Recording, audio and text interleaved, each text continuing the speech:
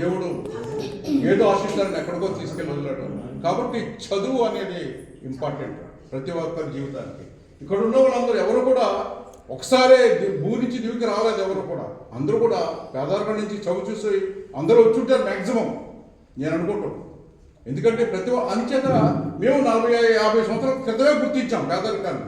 మీరు ఇంకా డెవలప్ అయినా సరే ఇంకా మీరు చదువుకి ఇంకా ఇంపార్టెంట్ ఇవ్వకుండా, ఎటువంటి ప్రాధాన్యత ఇవ్వకుండా చదువుకి మీరు ఇంకా పిల్లల్ని చేపలు పట్టుకోవడం కానీ, లేకపోతే ఏంటంటే కాగితాలు ఏరడానికి, లేకపోతే ప్లాస్టిక్ గొట్టలు ఏరడానికి చదువు మానిపించేసి దూరంగా మీరు పంపిస్తున్నారు.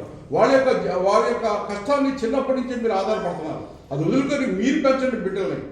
మీరు బిడ్డలు పెంచండి, వాళ్ళ ప్రయోజనం చేయండి. వాళ్ళ ద్వారా మీరు దేశాన్ని ప్రయోజనం చేయండి, మీరు కూడా ప్రయోజనంగా అవ్వండి. అదే మీకు ఇచ్చేది పిలుపు. అంతే. ప్రతి వాళ్ళకి మీకున్నది రిజర్వేషన్ ఉంది, ఎస్టీ రిజర్వేషన్ ఉంది. మీ రిజర్వేషన్ ఉన్న కులాలు వాడేసుకుంటున్నాయి, మీలోనే ఉన్న కులాలు వాడేసుకుంటున్నాయి మీ రిజర్వేషన్ కూడా. నేను చూస్తున్నాను ఇక్కడ ప్రతి వాళ్ళకి కొన్ని సంవత్సరాల క్రితం వరకు ఎస్సీ ఎస్టీ అనే కులాలు ఉండేవి. అందులో ఎస్సీ కులం బాగా లేదని చెప్పి ఎస్సీ కులాన్ని అనేవారు అందరూ కూడా. నేను ఎస్సీ కులం నుంచి వచ్చాను. దాని నుంచి కూడా చూస్తే ఇప్పుడు ఎస్టీ కులం ఇంకా లోన్ ఉంది. దాన్ని అభివృద్ధి పరచాలని నేను అనుకుంటున్నాను.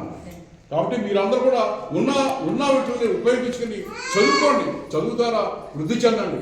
అదే దానికి కావాల్సిన సహకారాలు మా లైన్స్లో ఇవాళ రీజనల్ ప్రెసిడెంట్ గారు, చైర్మన్ గారు వచ్చారు. అలాగే జోనల్ చైర్మన్ గారు మొన్న కూడా వచ్చారు లాస్ట్ టైం.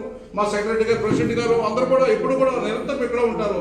మీకు సహకారాలు అందిస్తారు. ఇప్పుడు కూడా మీకు సేవలో మేము సదా ఉంటాం. మేము ఉంటారమ్మా. Thank you. మీరైతే